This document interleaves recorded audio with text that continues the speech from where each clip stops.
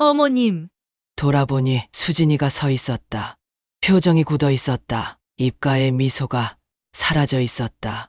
눈빛이 날카로웠다.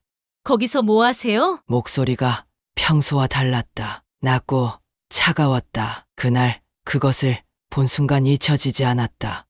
아들 집 현관문을 열자 고요함이 먼저 반겼다. 민수는 해외 파견으로 6개월째 집을 비우고 있었다. 독일 본사 프로젝트라 했다. 중요한 일이라 자주 연락도 못한다고 했다. 그 사이 며느리 수진이가 혼자 이 넓은 아파트를 지키고 있었다. 어머님, 오셨어요? 부엌에서 수진이가 나왔다. 앞치마를 두른 모습이 단정했다. 미소를 짓고 있었지만 눈 밑에 다크서클이 짙었다. 반찬 좀 가져왔어. 감사해요. 요즘 밥 챙겨 먹기가 힘들어서. 수진이가 가방을 받아들었다. 손이 약간 떨리는 게 보였다. 피곤한가 보다 싶었다. 혼자 있으니까 힘들지. 괜찮아요. 이제 익숙해졌어요. 대답은 밝았지만 목소리에 힘이 없었다. 거실에 앉아 차를 마시며 이야기를 나눴다. 민수 근황, 요즘 날씨, 건강 얘기, 평범한 대화였다. 하지만 수진이는 계속 시계를 봤다. 뭔가 신경 쓰이는 게 있는 것 같았다. 화장실 좀 다녀올게. 네, 다녀오세요. 복도를 지나는데 작은 방문이 살짝 열려 있었다. 보통은 닫혀 있던 방이었다. 창고로 쓰는 곳이라고 들었다. 안을 슬쩍 들여다봤다.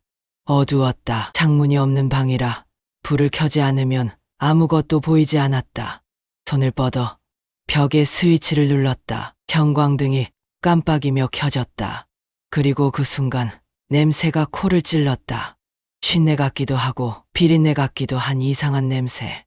오래된 냄새가 아니라 최근의 냄새 같았다.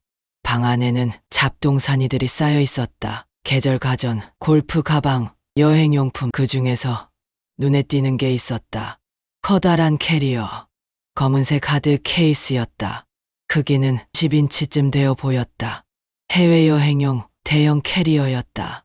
하지만 이상한 점이 있었다. 캐리어 모서리 부분에 뭔가 묻어 있었다. 갈색빛을 띤 얼룩. 마치 말라붙은 핏자국처럼 보였다. 가까이 다가가려는데 뒤에서 목소리가 들렸다. 어머님, 돌아보니 수진이가 서 있었다. 표정이 굳어 있었다. 입가에 미소가 사라져 있었다. 눈빛이 날카로웠다.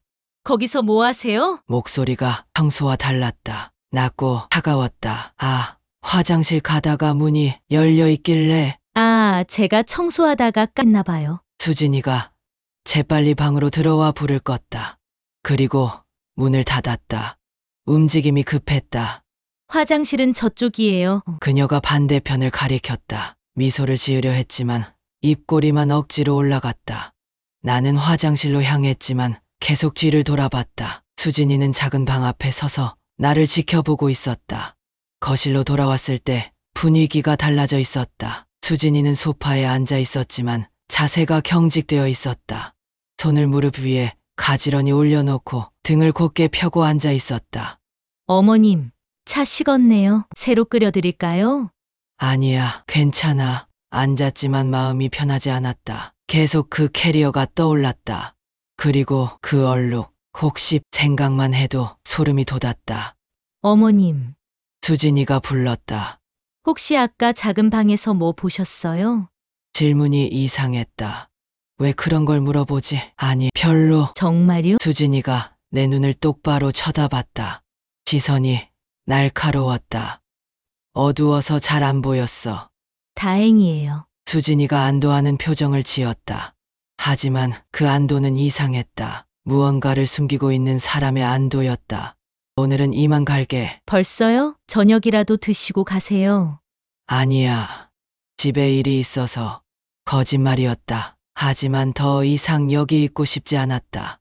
수진이가 현관까지 따라 나왔다. 신발을 신는데 그녀가 말했다.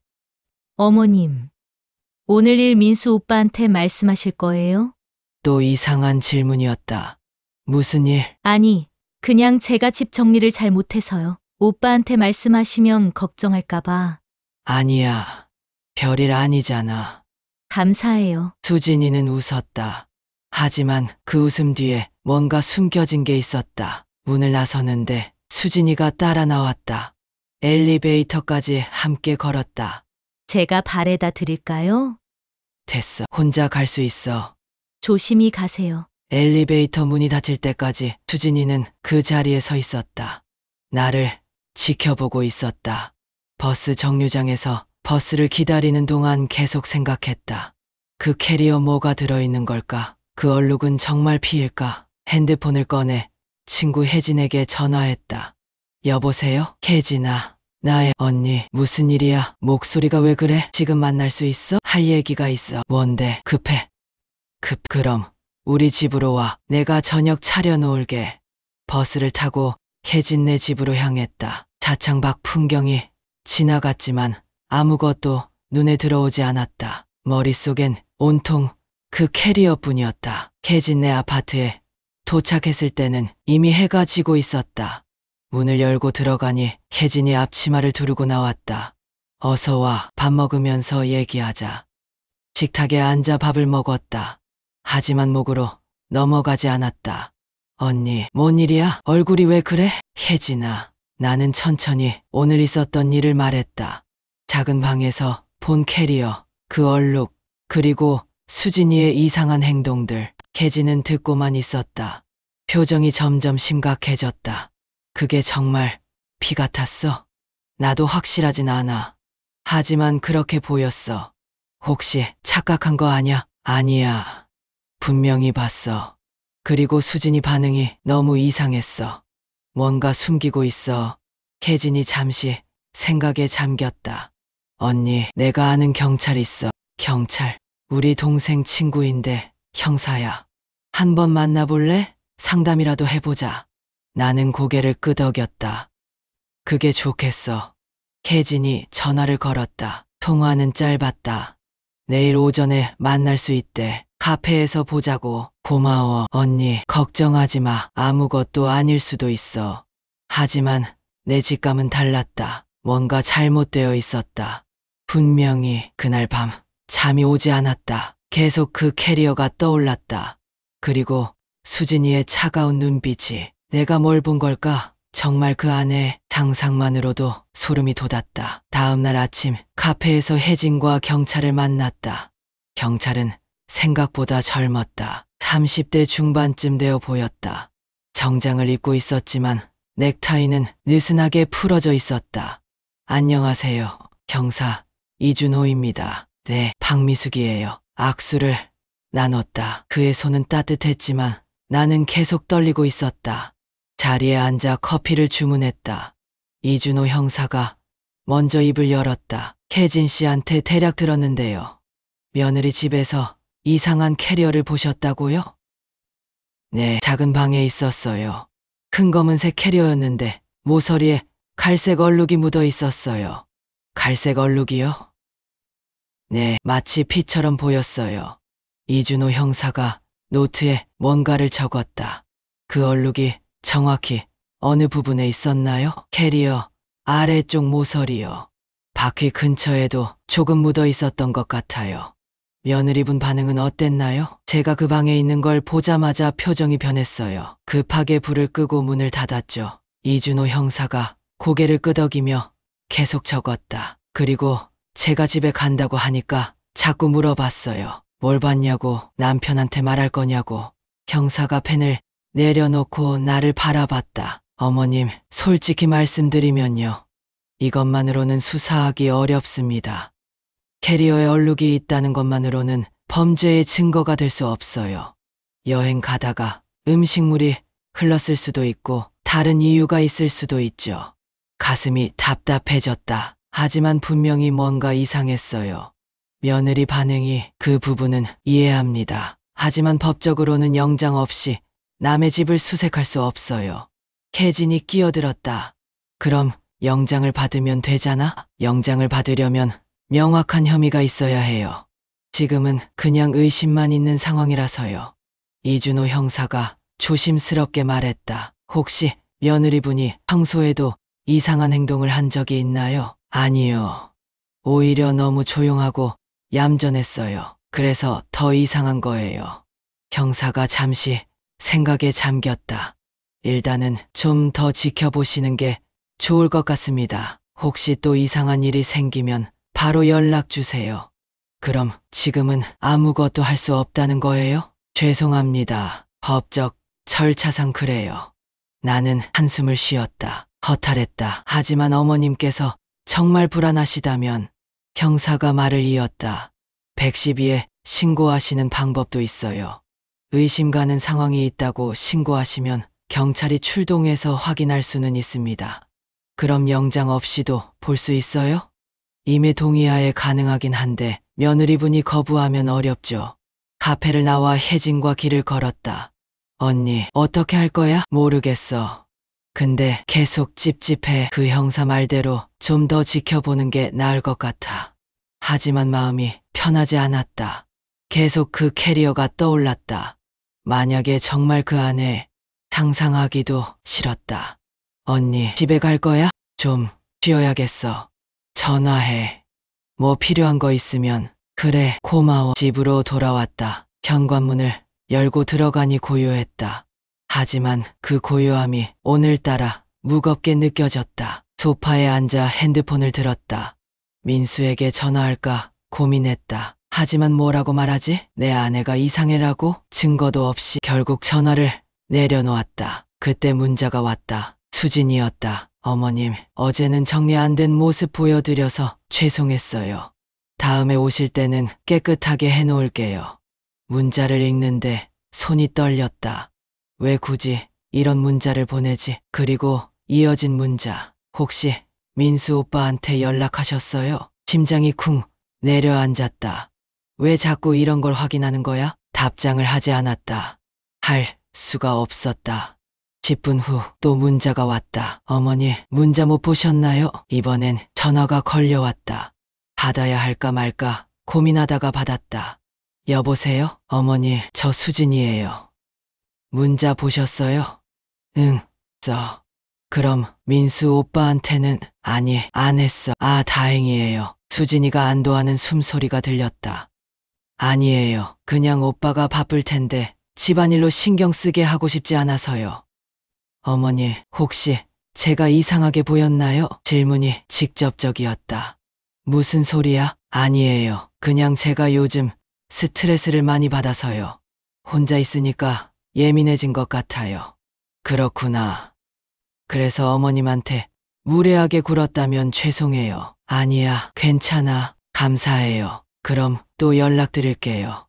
전화가 끊겼다. 나는 한참을 핸드폰을 들고 있었다. 뭔가 이상했다. 수진이는 자꾸 확인하려 했다. 내가 뭘 봤는지, 누구한테 말했는지 분명히 뭔가 숨기고 있어. 저녁을 먹지 못했다. 입맛이 없었다. TV를 켰지만 집중이 안 됐다. 계속 생각만 났다. 밤 9시쯤 다시 결심했다. 신고해야겠어. 이준호 형사 말대로 112에 신고하는 게 맞는 것 같았다. 만약 아무것도 아니라면 다행이고 만약 정말 뭔가 있다면 핸드폰을 들고 비를 눌렀다. 네, 112 신고센터입니다. 저 신고하려고요. 어떤 신고이신가요? 며느리 집에서 이상한 걸 봤어요. 캐리어에 피 같은 게 묻어 있었어요. 주소 알려주시겠어요? 나는 떨리는 목소리로 주소를 알려줬다. 알겠습니다.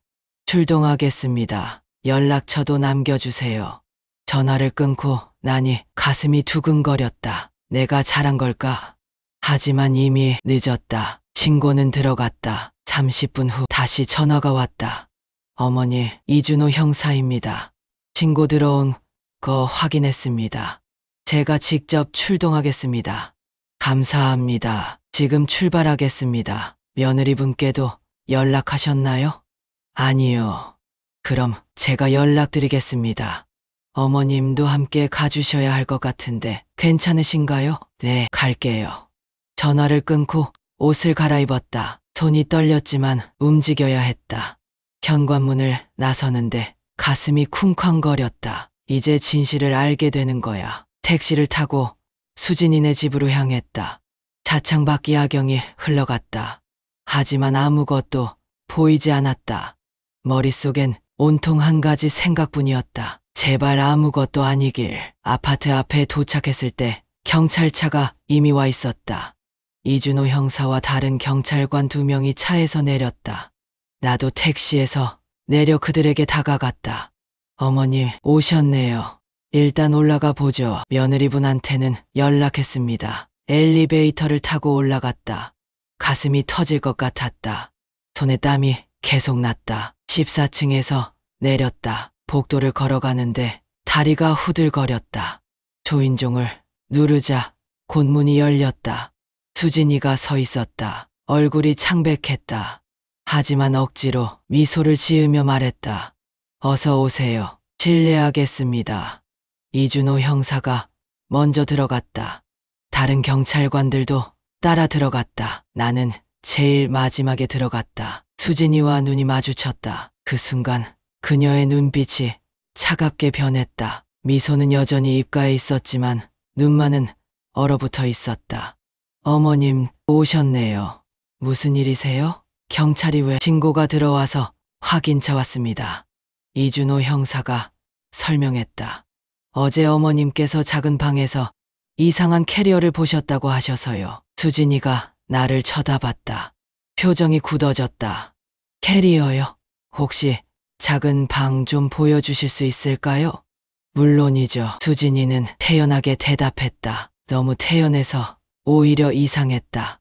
작은 방으로 향했다. 수진이가 문을 열고 불을 켰다. 여기에요. 경찰들이 들어갔다. 나도 따라 들어갔다. 방 안은 어제와 똑같았다. 잡동사니들이 쌓여 있었다. 하지만 캐리어가 없었다. 어디 있죠? 이준호 형사가 물었다. 저기요. 수진이가 구석을 가리켰다. 작은 캐리어가 하나 놓여 있었다. 어제 본 것과는 전혀 달랐다. 크기도 작았고 색깔도 회색이었다. 이게 아닌데요. 내가 말했다. 수진이가 나를 쳐다봤다. 어제 본 건 검은색 큰 캐리어였어요. 30인치쯤 되는. 어머니, 저희 집에 그런 캐리어는 없어요. 아니야. 분명히 봤어. 저기 있었어. 내가 어제 캐리어가 있던 자리를 가리켰다. 혹시 다른 캐리어는 없나요? 형사가 물었다. 이것밖에 없어요. 제가 여행 갈 때 쓰는 거예요. 수진이가 캐리어를 열어 보였다. 안에는 옷가지들이 들어 있었다. 보세요. 깨끗하죠? 형사들이 캐리어를 확인했다. 아무 이상이 없었다. 어머니, 혹시 이준호 형사가 조심스럽게 말했다. 다른 곳에 있던 건 아닐까요? 아니에요. 분명히 여기였어요. 집에 다른 캐리어는 정말 없어요? 형사가 수진에게 다시 물었다. 확인해 보세요. 수진이는 자신만만했다. 경찰들이 방 안을 수색하기 시작했다. 선반도 뒤지고 짐더미도 옮겨봤다. 하지만 아무것도 나오지 않았다. 안방도 확인해 봐도 될까요? 그러세요. 수진이가 안내했다. 안방, 작은 방, 화장실, 베란다까지 모두 확인했다. 하지만 검은 캐리어는 어디에도 없었다. 30분이 지났다. 어머님, 이준호 형사가 나를 불렀다. 혹시 착각하신 건 아닐까요? 아니에요. 분명히 봤어요. 하지만 지금은 어디에도. 그때 수진이가 끼어들었다. 형사님, 사실은요. 수진이가 눈물을 글썽이며 말했다. 어머님이 요즘 좀 이상하세요. 이상하다뇨. 치매 초기 증상 같아요. 순간 머리를 망치로 맞은 것 같았다. 뭐라고? 죄송해요. 어머니, 하지만 사실이에요. 수진이가 울먹였다. 몇 달 전부터 같은 말씀을 반복하시고 잊지도 않은 걸 봤다고 하시고 그게 무슨 소리야. 어머니, 진정하세요. 형사가 나를 말렸다. 지난주에도 그러셨어요. 집에 도둑이 들었다고 하셔서 확인했더니 아무도 안 들어온 거예요. 나 그런 적 없어. 어머님, 기억 안 나시죠? 제가 CCTV까지 확인해 드렸잖아요. 수진이가 핸드폰을 꺼냈다. 여기 문자 기록도 있어요. 어머님이 같은 질문을 계속 하셨어요. 형사가 핸드폰을 확인했다. 정말로 반복된 문자들이 있었다. 그리고 이건 병원 예약 확인서예요.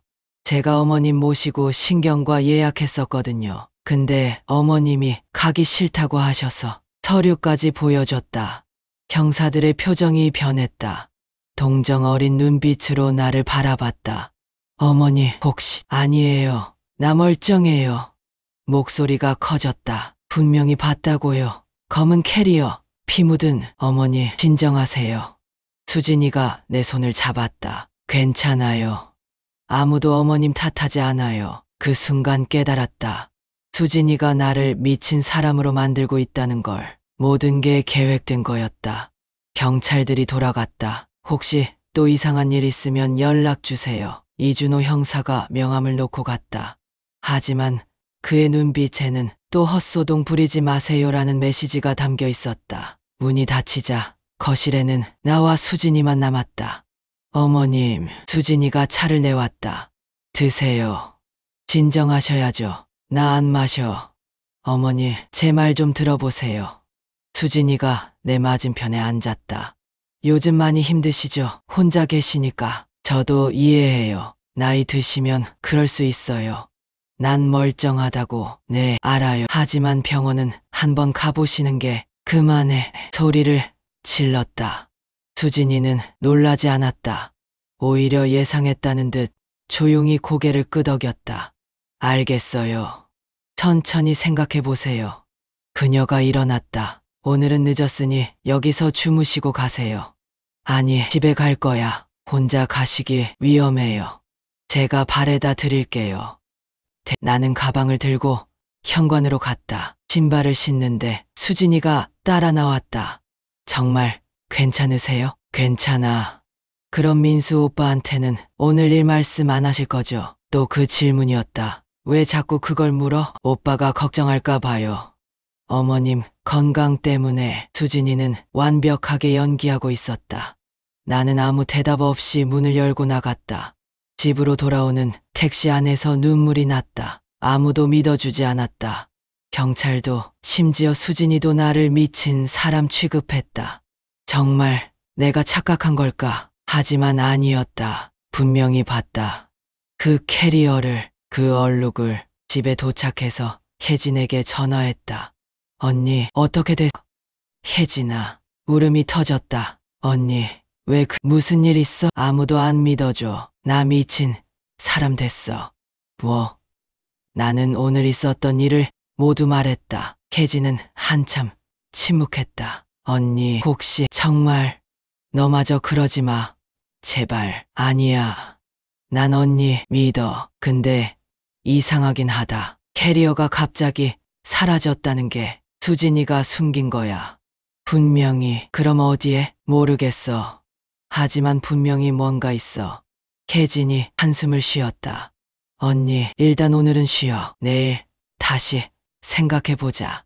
전화를 끊고 침대에 누웠다. 하지만 잠이 오지 않았다. 계속 생각했다. 캐리어는 어디로 간 걸까? 수진이가 숨긴 거라면 어디에? 다음 날 오전 핸드폰이 울렸다. 이준호 형사였다.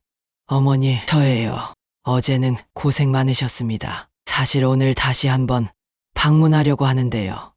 괜찮으시겠어요? 어제 같이 갔던 신입 형사가 뭔가 신경 쓰이는 게 있다고 해서요. 가슴이 두근거렸다. 뭔데요? 직접 가서 확인해 봐야 할 것 같습니다. 어머님, 함께 가시겠어요? 네, 갈게요.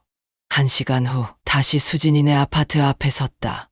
이번엔 이준호 형사와 젊은 형사 한 명이 함께였다. 20대 후반쯤 되어 보이는 남자였다. 소개합니다. 신입 형사 강민재입니다. 안녕하세요. 강민재 형사는 예리한 눈빛을 가지고 있었다. 초인종을 눌렀다. 문이 열렸다. 수진이가 나왔다. 표정이 굳어 있었다. 또 오신 거예요? 죄송합니다. 추가 확인할 게 있어서요.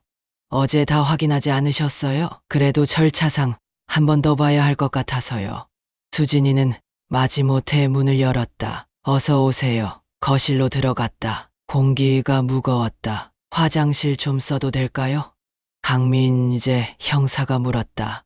네, 저쪽이에요. 수진이가 가리켰다. 강민재 형사가 화장실로 갔다. 나머지는 거실에 남았다. 이준호 형사가 수진에게 질문했다. 혹시 최근에 집에 공사나 수리한 곳 있으세요? 아니요, 없어요. 물 많이 쓴 적은요? 물이요? 그냥 평소처럼 썼는데요. 그때 화장실에서 강민재 형사가 나왔다. 형사님, 그가 이준호 형사를 불렀다. 잠깐 좀 봐주시겠어요? 둘이 화장실로 들어갔다. 나도 따라 들어갔다. 강민재 형사가 천장을 가리켰다. 저기 보세요. 천장 모서리 부분에 갈색 얼룩이 있었다. 작았지만 분명했다. 이게 뭐죠? 이준호 형사가 물었다. 혈흔 같은데요. 혈흔. 수진이가 뒤에서 말했다. 아, 그거요? 며칠 전에 제가 코피 났을 때 묻은 거예요. 코피요. 세수하다가 갑자기 코피가 나서요. 천장까지 튀었어요. 네. 고개를 뒤로 젖혔더니 설명은 그럴듯했다. 하지만 강민재 형사는 믿지 않는 표정이었다. 혹시 물 사용량 확인할 수 있을까요? 물 사용량이요? 최근에 물을 많이 쓴 적이 있는지 확인하고 싶어서요. 수진이의 얼굴이 약간 굳었다. 왜 그걸? 절차상 필요합니다. 이준호 형사가 전화를 걸었다. 수도관리사무소에 문의하는 것 같았다. 10분 후 결과가 나왔다. 3일 전 밤 새벽 2시부터 5시까지 평소보다 10배 많은 물을 사용하셨네요. 수진이의 얼굴이 창백해졌다. 아, 그날요? 세탁기 돌렸어요. 새벽 2시에요? 네, 못 자서. 세탁기만으로는 이렇게 많이 안 나옵니다. 강민재 형사가 노트에 뭔가 적었다. 혹시 욕조에 물 받으신 적은요? 아, 맞다. 목욕도 했어요. 새벽에요? 대답이 점점 궁색해졌다. 강민재 형사가 욕실을 다시 둘러봤다. 배수구도 확인하고 타일 틈새도 살폈다. 형사님, 그가 다시 불렀다. 배수구에서 머리카락이 나왔는데요. 색깔이 다른 것 같습니다. 수진이는 긴 검은 머리였다. 하지만 배수구에서 나온 머리카락은 짧고 갈색이었다. 이건 뭐죠? 모르겠어요. 남편 머리카락인가? 남편분은 해외에 계시다고 하지 않으셨어요? 아, 그럼 손님이 욕실을 쓰셨어요? 아니, 그럼 모르겠어요. 수진이가 당황하기 시작했다. 혹시 안방, 화장실도 볼 수 있을까요? 확인차 필요합니다.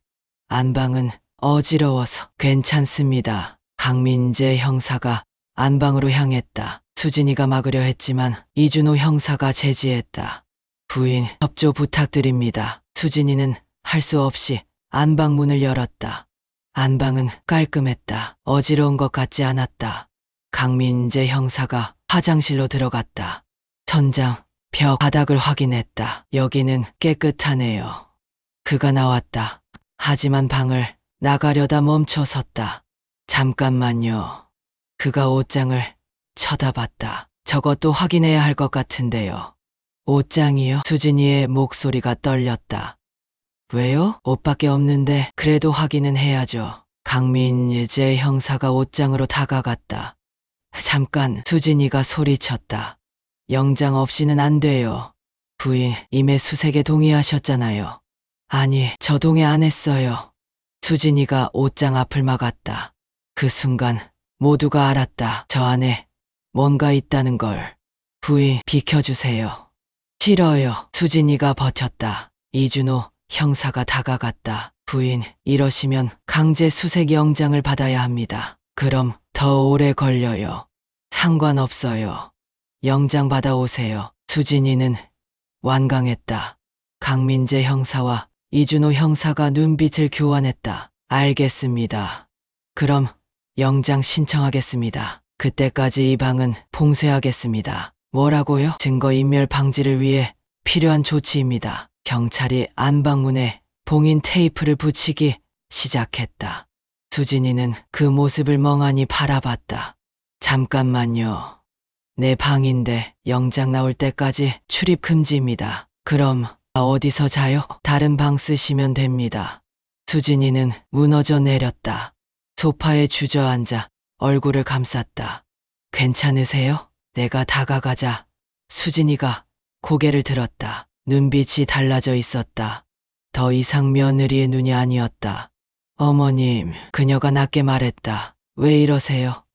왜 자꾸 제 인생을 망치려고 하세요? 무슨 소리야? 가만히 계시면 될 걸. 왜 자꾸 캐려고 하세요? 수진이의 목소리가 떨렸다.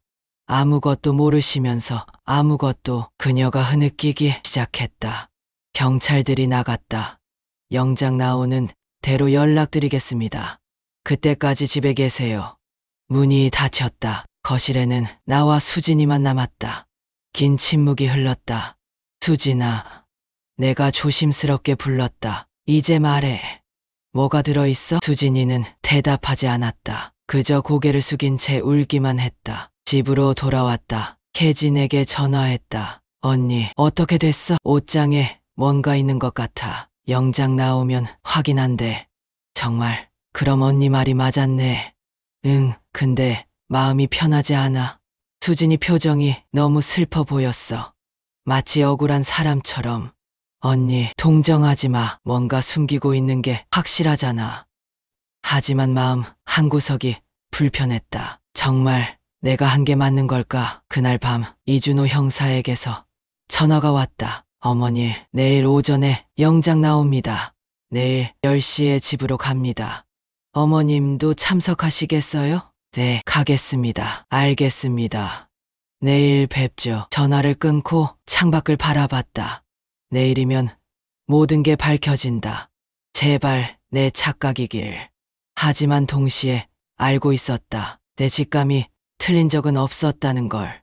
다음 날 아침 10시 다시 수진이네 집 앞에 섰다. 이번엔 경찰이 더 많았다. 이준호 형사, 강민재 형사, 그리고 감식반 직원 2명. 영장 나왔습니다. 이준호 형사가 서류를 보여줬다. 초인종을 눌렀다. 한참 후에야 문이 열렸다. 수진이가 나타났다. 얼굴 뒤 퉁퉁 부어 있었다. 밤새운 것 같았다. 들어오세요. 목소리가 풀이 죽어 있었다. 모두 안방으로 향했다.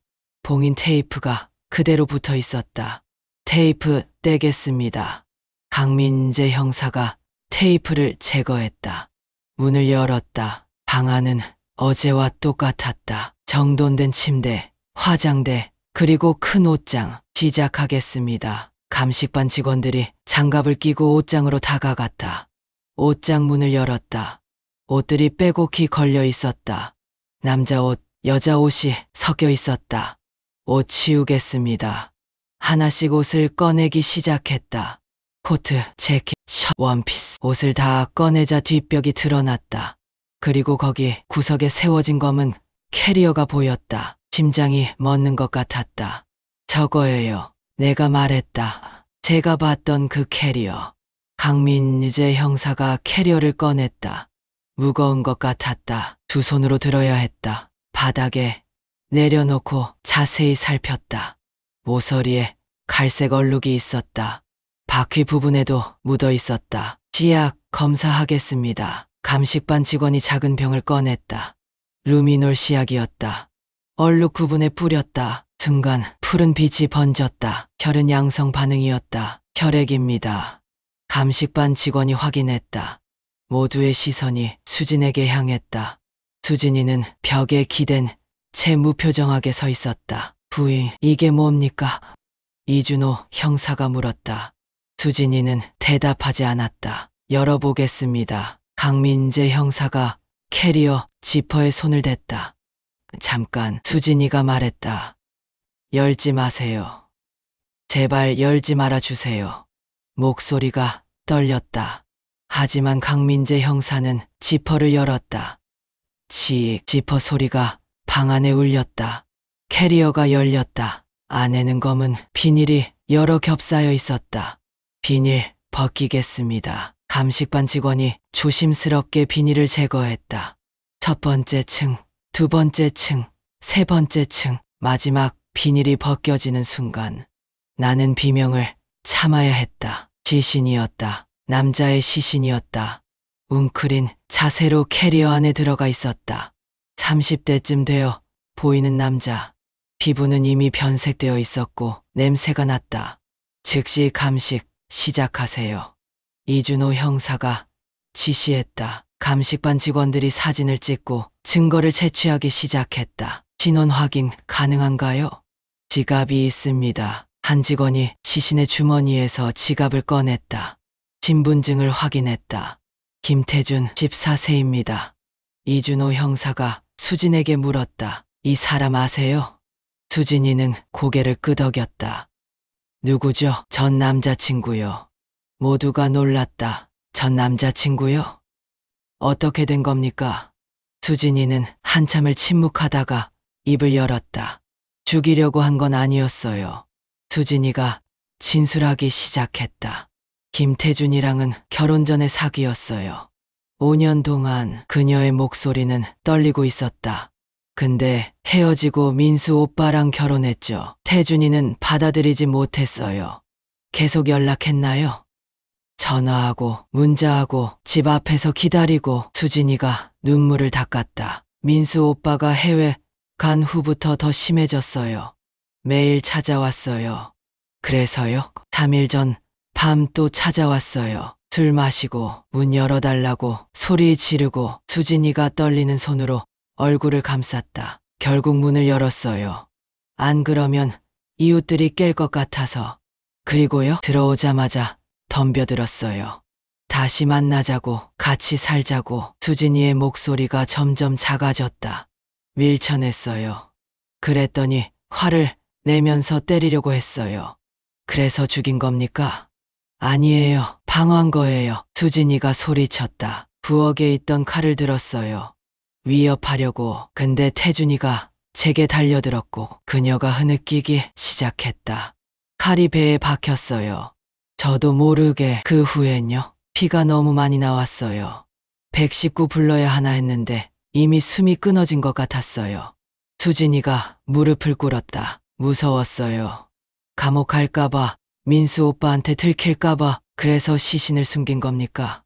내 캐리어에 넣고 욕실에서 피를 닦고 증거를 지우려고. 모든 게 밝혀졌다. 물 사용량이 많았던 이유, 천장의 혈흔, 화장실 배수구의 머리카락, 모두 시신을 처리하는 과정에서 생긴 흔적들이었다. 김수진 씨, 살인 혐의로 긴급 체포하겠습니다. 이준호 형사가 수갑을 꺼냈다. 잠깐만요. 수진이가 말했다. 어머님께 할 말이 있어요. 나를 정말 죽이려고 한 건 아니었어요. 그냥 무서웠어요. 혼자서 어떻게 해야 할지 몰랐어. 눈물이 볼을 타고 흘러내렸다. 어머님이 그 방에 들어가는 걸 봤을 정말 놀랐어. 그래서 나를 미친 사람 만들려고 했어. 죄송해요. 다른 방법이 없었어요. 거짓말까지 하면서 제발 이해해 주세요. 이해? 나는 고개를 저었다. 넌 사람을 죽이고 숨겼어. 그리고 나를 이용하려고 했고, 어머니, 이제 내가 할 일은 벌 받는 거야. 수진이는 더 이상 말하지 못했다. 수갑이 채워졌다. 경찰이 그녀를 끌고 나갔다. 복도를 지나며 수진이는 계속 뒤돌아봤다. 하지만 나는 외면했다. 모든 게 끝났다. 감식반이 증거를 수거하고 시신을 옮기고 집안을 봉쇄했다. 나는 거실 소파에 앉아 있었다. 힘이 빠졌다. 내 직감이 맞았다. 하지만 기쁘지 않았다.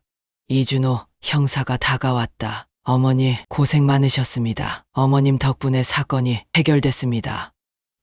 그래요. 앞으로 재판 과정에서 증인으로 출석해 주셔야 할 겁니다. 알겠습니다. 형사가 나갔다. 혼자 남았다. 창밖을 바라봤다. 하늘은 맑았다. 하지만 내 마음은 무거웠다. 민수는 어떻게 받아들일까? 자기 아내가 살인을 저질렀다는 걸. 핸드폰이 울렸다.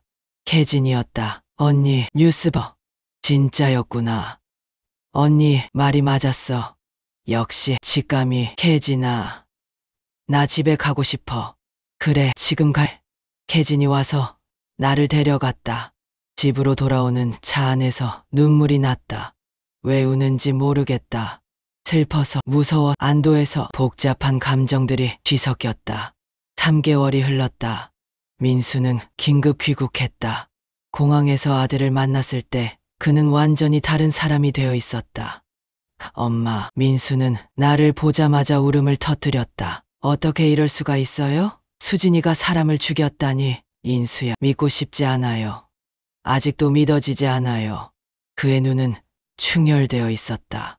몇 날 며칠을 잠 못 잔 얼굴이었다. 집으로 돌아와서도 민수는 멍하니 앉아만 있었다. 밥 먹어야지. 못 먹겠어요. 그래도 엄마, 나 어떻게 해야 해요? 어떻게 살아야 해요? 민수가 고개를 감싸 쥐었다. 다 내 잘못이에요. 내가 해외 가지 말았어야 했어요. 수진이 혼자 두지 말았어야. 내 잘못 아니야. 아니에요. 내가 옆에 있었으면 이런 일 안 생겼을 거예요. 민수야, 이건 수진이가 선택한 거야. 내 탓이 아니야. 하지만 민수는 고개를 저었다. 자책감에 빠져 있었다. 재판이 시작됐다. 나도 증인으로 출석했다. 법정에 들어서자 수진이가 보였다. 수인복을 입고 있었다. 얼굴은 더 마르고 창백해져 있었다. 우리 눈이 마주쳤다. 수진이는 고개를 숙였다. 증인 박미숙, 입장하세요. 나는 증인석에 섰다. 검사가 질문했다. 증인께서는 피고인의 시어머니이시죠? 사건 당일 피고인의 집에서 무엇을 목격하셨습니까? 작은 방에서 검은 캐리어를 봤습니다. 모서리에 핏자국이 묻어 있었습니다. 그때 피고인의 반응은 어땠습니까? 매우 당황했습니다. 급하게 방불을 끄고 문을 닫았습니다. 그 후에는요, 계속 저를 감시했습니다. 누구한테 말했는지, 뭘 봤는지 확인하려고 했습니다. 검사가 고개를 끄덕였다. 추가 질문 없습니다. 이번엔 변호인이 일어났다. 증인께서는 피고인이 평소 어떤 사람이었다고 생각하십니까? 조용하고 착한 아이였습니다. 폭력적이거나 공격적인 모습을 본 적 있습니까? 아니요. 그렇다면 피고인이 계획적으로 살인을 저질렀다고 생각하십니까? 잘 모르겠습니다. 변호인이 서류를 제출했다. 재판부께 제출합니다. 피해자 김태준의 스토킹 기록입니다. 경찰 신고 3건, 접근 금지 가처분 신청 1건. 재판장이 서류를 확인했다. 피고인은 지속적으로 피해자에게 괴롭힘을 당했습니다. 사건 당일도 피해자가 술에 취해 무단 침입했고 폭행을 시도했습니다. 변호인이 강조했다. 이는 정당방위의 성격이 강합니다. 검사가 반박했다. 하지만 피고인은 사건 후 시신을 은닉했습니다. 이는 계획적 범행의 증거입니다. 공포에 떨린 상태에서 판단력을 잃었을 뿐입니다. 그렇다면 왜 경찰에 신고하지 않았습니까? 두려웠기 때문입니다. 양측의 공방이 이어졌다. 마지막 변론 날, 수진이가 최후 진술을 했다. 재판장님, 그리고 배심원 여러분, 수진이가 떨리는 목소리로 말했다. 저는 정말 죽이려고 한 게 아니었습니다. 눈물이 흘러내렸다. 태준 씨가 계속 저를 괴롭혔어요. 결혼하고 나서도 끝나지 않았어요. 매일 전화하고 집 앞에서 기다리고 협박하고. 수진이가 흐느꼈다. 그날 밤 너무 무서웠어요. 문을 부수고 들어올 것 같아서 문을 열었어요. 하지만 들어오자마자 저를 밀쳤어요. 벽에 머리를 부딪혔어요. 그녀가 머리를 감싸 쥐었다. 정신을 차렸을 때 태준 씨가 제 목을 조르고 있었어요. 숨을 쉴 수가 없었어요. 죽는 줄 알았어요. 그래서 손이 닿는 대로 부엌칼을 잡았어요. 수진이가 법정을 둘러봤다. 저는 살고 싶었어요. 그냥 살고 싶었을 뿐이에요. 하지만 칼이 태준 씨 배에 꽂혔어요. 저도 모르게 그녀가 무릎을 꿇었다. 죄송합니다. 정말 죄송합니다. 태준 씨 가족분들께 진심으로 사과드립니다. 하지만 저도 피해자였어요. 5년 동안 괴롭힘을 당했어요. 수진이가 눈물을 닦았다. 제발 제 입장도 이해해 주세요. 법정이 조용해졌다. 재판장이 입을 열었다. 최후 진술 들었습니다. 잠시 휴정하겠습니다. 판결이 나오기까지 일주일이 걸렸다. 그 일주일 동안 민수는 집에만 틀어박혀 있었다. 엄마, 수진이가 어떻게 될까요? 모르겠다. 정당방위 인정받을 수 있을까요? 민수는 수진이를 용서하지 못하면서도 동시에 걱정하고 있었다. 복잡한 감정이었다. 나도 마찬가지였다. 수진이는 분명 잘못했다. 하지만 동시에 피해자이기도 했다. 어떤 게 맞는 걸까? 판결일, 법정은 사람들로 가득했다. 언론도 몰려왔다. 재판장이 입장했다. 피고인 김수진에 대한 판결을 선고합니다. 모두가 숨을 죽였다. 피고인은 피해자의 지속적인 스토킹과 괴롭힘에 시달렸으며 사건 당일 생명의 위협을 느꼈던 것으로 판단됩니다. 수진이가 고개를 들었다. 하지만 사건 후 시신을 은닉하고 증거를 인멸하려 한 점은 명백한 범죄 행위입니다. 재판장이 서류를 봤다. 따라서 정당방위는 일부 인정하되 사체 은닉 및 증거 인멸죄를 적용합니다. 피고인 김수진에게 징역 7년을 선고합니다. 쾅! 망치 소리가 울렸다. 수진이는 그 자리에 무너졌다. 민수도 고개를 떨구었다. 나는 아무 감정도 느껴지지 않았다. 그저 허무했다. 재판이 끝나고 민수와 함께 집으로 돌아왔다. 엄마, 나 이혼하려고요. 그래야지 빨리 정리하고 싶어요. 다시 시작하고 싶어요. 민수는 지쳐 보였다. 엄마, 덕분에 진실을 알게 됐어요. 아니었으면 평생 속고 살았겠죠. 고마워요. 하지만 나는 고맙다는 말이 기쁘지 않았다. 그저 슬펐다. 모든 게 슬펐다. 6개월 후 민수는 이혼을 마쳤다. 수진이는 복역 중이었다. 면회는 한 번도 가지 않았다. 엄마, 나 재혼하려고요. 어느 날 민수가 말했다. 재혼, 회사 동료인데 좋은 사람이에요. 그래, 다행이다. 다음 주에 소개시켜 드릴게요. 알겠어. 일주일 후 민수의 새 여자친구를 만났다. 이름은 지선이었다. 20, 밝고 활발한 성격이었다. 어머님, 처음 뵙겠습니다. 그랬다. 잘 부탁드려요. 지선이는 웃었다. 진심 어린 웃음이었다. 이번엔 괜찮겠지. 그렇게 믿고 싶었다. 민수와 지선이는 3개월 후 결혼했다. 조촐한 결혼식이었다. 가족들과 가까운 지인들만 초대했다. 민수는 화려한 걸 원하지 않았다. 엄마, 이번엔 행복하게 살게요. 그래, 그러렴. 지선이는 수진이와 달랐다. 밝고 활발했다. 민수를 잘 챙겼고 나에게도 친절했다. 어머니, 주말마다 놀러 오세요. 맛있는 거 해드릴게요. 그래, 고맙다. 모든 게 순조로워 보였다. 하지만 3개월쯤 지났을 때부터 이상한 일들이 생기기 시작했다. 어느 날 밤 민수네 집에서 저녁을 먹고 있었다. 어머니, 더 드세요. 지선이가 반찬을 권했다. 응, 잘 먹어. 민수는 회식이 있다며 늦게 들어온다고 했다. 지선이와 둘이 설거지를 하고 있는데 지선이의 핸드폰이 울렸다. 잠깐만요. 어머님, 지선이가 핸드폰을 들고 발코니로 나갔다. 문을 닫았다. 목소리가 새어나왔다. 작았지만 들렸다. 안 돼요. 지금은 나중에 연락드릴게요. 이해해 주세요. 목소리가 간절했다. 하지만 누구와 통화하는지 알 수 없었다. 5분 후 지선이가 들어왔다. 죄송해요. 어머니, 친구였어요. 하지만 표정이 이상했다. 불안해 보였다. 어머니, 저 좀 피곤해서 먼저 쉴게요. 그래, 쉬. 지선이가 안방으로 들어갔다. 나는 거실에 혼자 남았다. 뭔가 찝찝했다. 누구와 통화한 걸까? 일주일 후 또 이상한 일이 있었다. 토요일 밤 9시쯤 민수네 집에 들렀다. 어머니, 왜 오요? 지선이가 놀란 표정으로 문을 열었다. 그냥 심심해서. 민수는 친구 만나러 갔어요. 그래, 들어가도 돼. 아, 네, 들어오세요. 지선이는 당황한 것 같았다. 거실에 앉았는데 지선이가 계속 시계를 봤다. 괜찮아. 어디 가야 해? 아니요, 괜찮아요. 하지만 불안한 기색이 역력했다. 10시쯤 지선이가 말했다. 어머님, 죄송한데 저 급한 일이 생겨서 잠깐 나가야 할 것 같아요. 이 밤에 내 친구가 급하게 도와달라고 해서요. 무슨 일인데? 그게 친구가 아파서요. 병원 데려다 줘야 해요.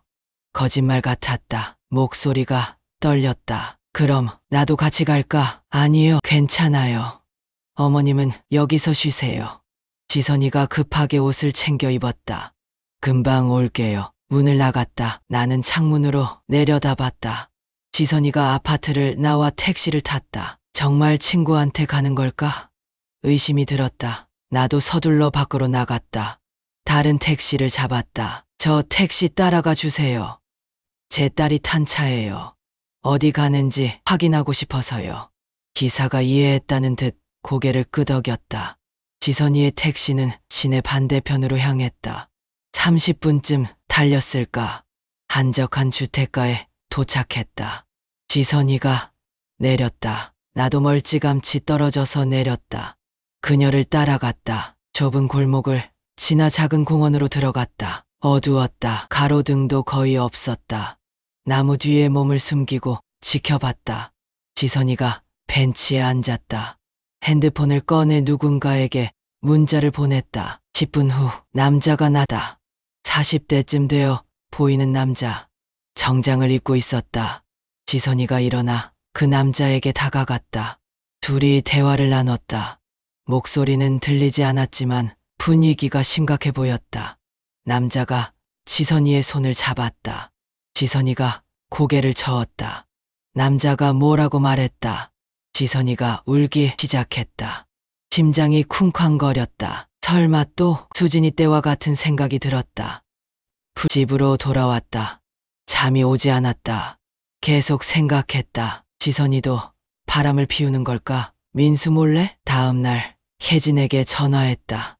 언니, 또 무슨 일이야? 혜진아, 지선이가 이상해. 어젯밤에 몰래 남자 만나는 거 봤어. 진짜 공원에서 둘이 손도 잡고. 혜진이 한숨을 쉬었다. 언니, 혹시 너무 예민해진 거 아냐? 아니야. 분명히 봤어. 수진이 일 때문에 신경이 날카로워진 거 아닐까? 그게 아니라니까. 언니, 이번엔 신중하게 해. 저번처럼 오해면 어떡해? 알았어. 하지만 마음이 편하지 않았다. 며칠 후 또 이상한 일이 있었다. 민수가 출장을 갔다. 3일간 그날 밤 지선이가 집을 나가는 걸 목격했다. 밤 11시였다. 나는 다시 따라갔다. 이번엔 산으로 향했다. 도시 외곽 야트막한 산 등산로 입구에서 지선이가 내렸다. 손전등을 켜고 산으로 올라갔다. 이 밤에 산에는 왜? 나도 조심스럽게 따라 올라갔다. 15분쯤 올라갔을까? 지선이가 멈춰 섰다. 길 옆 나무 아래였다. 무릎을 꿇고 땅을 파기 시작했다. 작은 삽으로. 뭘 묻는 거야? 10분쯤 파더니 가방에서 뭔가를 꺼냈다. 작은 상자였다. 그걸 구덩이에 넣고 다시 흙으로 덮었다. 그리고 한참을 그 자리에 앉아 있었다. 흐느끼는 소리가 들렸다. 울고 있었다. 다음 날 나는 경찰에 신고했다. 신고 내용이 어떻게 되시죠? 며느리가 산에 뭔가를 묻었어요. 밤중에 뭘 묻었는지 확인하셨나요? 아니요. 작은 상자 같았어요. 혹시 뭐가 들어있을 것 같으세요? 모르겠어요. 하지만 수상해요. 담당자가 잠시 침묵했다. 어머님, 혹시 전에도 신고하신 적 있으시죠? 네, 그때도 며느리분 관련이었죠. 근데 이번엔 다른 며느리예요. 알겠습니다. 일단 접수는 하겠습니다. 하지만 목소리에서 믿지 않는 기색이 느껴졌다. 이틀 후 경찰이 연락했다. 어머니, 현장 확인했습니다. 뭐가 나왔어요? 상자 찾았습니다. 열어봤습니다. 그래서요? 아기 신발이었습니다. 새아기 신발 한 켤레. 그게 전부였습니다. 머리가 하얘졌다. 그럼 다른 건? 없었습니다. 어머님, 혹시 며느리분과 대화 한번 해보시는 게 어떨까요? 전화가 끊겼다. 나는 멍하니 앉아 있었다. 아기 신발. 그날 저녁 민수에게서 전화가 왔다. 엄마, 왜 경찰에 신고한 거예요? 목소리가 차갑게 식어 있었다. 민수의 그게 지선이가 울고 있어요. 어떻게 이러실 수 있어요? 아니야, 내가 본 게. 엄마, 지선이는 아무 잘못도 안 했어요. 민수가 소리쳤다. 지선이가 뭘 했는지 알아요? 유산한 아기를 위해 기도한 거예요. 엄마한테 말 안 했는데 사실 이번에 유산했어요. 가슴이 철렁 내려앉았다. 그리고 공원에서 만난 남자요? 상담 선생님이에요. 유산 트라우마 치료받는 거라고요. 인수야, 엄마는 왜 자꾸 이러세요? 왜 며느리들을 의심하세요? 나는 그냥 수진이 때 한 번은 맞았어요. 근데 매번 그럴 순 없어요. 민수의 목소리가 떨렸다. 지선이는 착한 아이예요. 엄마 의심 때문에 얼마나 상처받았는지 알아요? 미안해, 민수야. 나도 몰랐어. 이제 그만하세요. 제발. 전화가 끊겼다. 나는 핸드폰을 들고 한참을 멍하니 있었다. 내가 또 잘못 생각한 거야. 다음 날 지선이네 집으로 찾아갔다. 초인종을 눌렀다. 문이 열렸다. 지선이가 나왔다. 얼굴 뒤퉁퉁 부어 있었다. 밤새운 것 같았다. 어머님, 지선아, 들어가도 될까? 지선이는 잠시 망설이다 문을 열었다. 거실에 마주 앉았다. 침묵이 흘렀다. 지선아, 미안해. 정말 미안해. 눈물이 났다. 내가 너를 오해했어. 용서해 줄래? 지선이는 고개를 숙인 채 대답하지 않았다. 나도 이유가 있었어. 수진이 일 때문에 너무 충격이 커서. 알아요. 지선이가 작게 말했다. 민수 오빠한테 다 들었어요. 수진 언니 일 이해해요. 어머님 입장에서는 의심할 수밖에 없었겠죠. 지선이가 고개를 들었다. 눈이 빨갛게 충혈되어 있었다. 근데 어머니, 저도 힘들었어요. 목소리가 떨렸다. 아기를 잃은 것도 힘들었는데 혼자 감당해야 했어요. 지선아, 민수 오빠한테 말 못했어요. 오빠가 알면 슬퍼할까봐, 걱정할까봐. 지선이가 눈물을 닦았다. 그래서 상담 선생님한테 도움받았어요. 매주 만나서 이야기하고 조금씩 나아지고 있었어요. 이 안에 신발을 묻은 건 선생님이 추천해 준 거예요. 아기한테 작별 인사하는 의식이래요. 지선이가 흐느꼈다. 그렇게 했더니 조금 마음이 편해졌어요. 아기한테 미안한 마음도 조금 덜어지고. 그랬구나. 근데 경찰이 왔어요. 파헤쳤어요. 제 마음을. 지선이가 울음을 터뜨렸다. 나는 그녀를 안았다. 미안해, 지선아. 정말 미안해. 어머님, 내가 너무 예민했어. 너를 믿지 못해서 미안해. 지선이도 나를 안았다. 한참을 그렇게 있었다. 지선아, 물어봐도 돼. 그 남자분은 정말 상담 선생님이었어? 지선이가 고개를 끄덕였다. 네, 박준혁 선생님이에요. 유산 전문 상담하시는 분이에요. 핸드폰을 꺼내 보여줬다. 상담센터 홈페이지였다. 박준혁 상담사의 프로필이 있었다. 손잡은 건 제가 너무 울어서 위로해 주신 거예요. 그랬구나. 다른 건 없어요. 어머님, 정말이에요. 지선이가 내 손을 잡았다. 저는 민수 오빠 사랑해요. 다른 사람 생각 같은 거 없어요. 그 눈빛이 진심이었다. 미안해, 지선아. 내가 너무 의심했어. 괜찮아요. 어머님 힘드셨을 거예요. 고마워, 이해해줘서. 지선이가 웃었다. 처음으로. 어머님, 차 한잔 하실래요? 제가 국화차 끓여드릴게요. 그래, 고맙다. 그날 밤 민수에게서 전화가 왔다. 엄마, 응, 민수의 지선이한테 다 들었어요. 유산한 일, 상담받는 일 다. 나도 몰랐어. 지선이가 혼자 그렇게 힘들어하는 줄. 민수의 목소리가 울먹였다. 내가 더 신경 썼어야 했는데. 민수야, 내 잘못 아니야. 아니에요. 내가 무신경했어요. 지선이가 왜 가끔 우울해하는지, 왜 밤에 잠 못 자는지 몰랐어요. 이제라도 알았잖아. 앞으로 잘해주면 돼. 네, 그럴게요. 민수가 한숨을 쉬었다. 엄마, 죄송해요. 뭐가? 아까 화낸 거 너무 심하게 말한 것 같아요. 아니야, 괜찮아. 엄마도 수진이 일 때문에 트라우마가 있으실 텐데 이해 못 해드려서 죄송해요. 인수야, 이제 괜찮으시죠? 응, 괜찮아. 지선이도 어머님 용서했대요. 이해한대요. 다행이다. 앞으로는 우리 3명 다 솔직하게 지내기로 했어요. 그래, 그게 좋겠다. 전화를 끊고 창밖을 바라봤다. 달이 따. 나도 이제 내려놓아야겠어. 수진이에 대한 트라우마, 며느리에 대한 의심, 모두 내려놓아야 했다. 일주일 후 민수와 지선이가 찾아왔다.